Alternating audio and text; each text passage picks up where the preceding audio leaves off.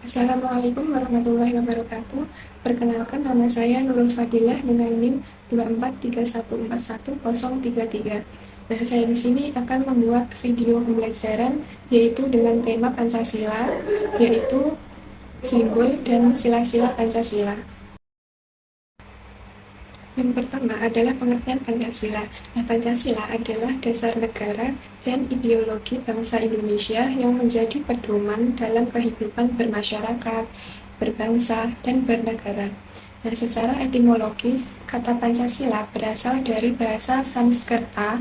Panca berarti lima, sila berarti prinsip atau dasar. Nah, jadi Pancasila berarti lima dasar atau lima prinsip yang dijadikan landasan hidup bangsa Indonesia.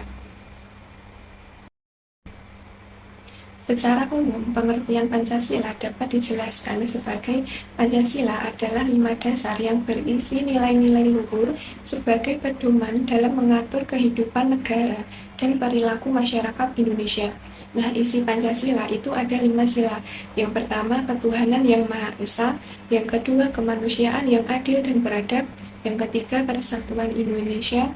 Yang keempat, kerakyatan yang dipimpin oleh hikmat kebijaksanaan dalam permusyawaratan atau perwakilan. Dan yang kelima, keadilan sosial bagi seluruh rakyat Indonesia. Selanjutnya yaitu ada simbol-simbol Pancasila. Sila pertama yaitu simbolnya bintang, sila kedua rantai, sila ketiga pohon beringin, sila keempat banteng, dan sila kelima padi dan kapas. Yang pertama yaitu ketuhanan yang Maha Esa. Nah, maknanya ini bintang. Bintang itu artinya cahaya, seperti cahaya Tuhan. Nah, kita itu diajarkan untuk percaya kepada Tuhan, beribadah sesuai agama masing-masing, menghormati teman yang berbeda agama, tidak memaksa teman mengikuti ibadah kita. Yang kedua yaitu kemanusiaan yang adil dan beradab. Nah, maknanya yaitu rantai menunjukkan kita saling terhubung sebagai manusia. Nah, kita harus bersikap baik, sopan, dan tolong-menolong, dan tidak mengejek dan tidak menyakiti teman. Yang ketiga yaitu persatuan Indonesia. Nah, maknanya yaitu pohon beringin besar melambangkan tempat berteduh dan bersatu. Nah, kita belajar untuk hidup rukun dan tidak bertengkar dan bangga menjadi anak Indonesia. Yang keempat yaitu kerakyatan yang dipimpin oleh hikmat kebijaksanaan dalam permusyawaratan dan perwakilan. Nah, maknanya yaitu banteng adalah hewan yang suka berkumpul. Nah, kita itu diajarkan bermusyawarah ketika membuat keputusan, terus mendengarkan pendapat teman dan tidak memaksakan keinginan sendiri.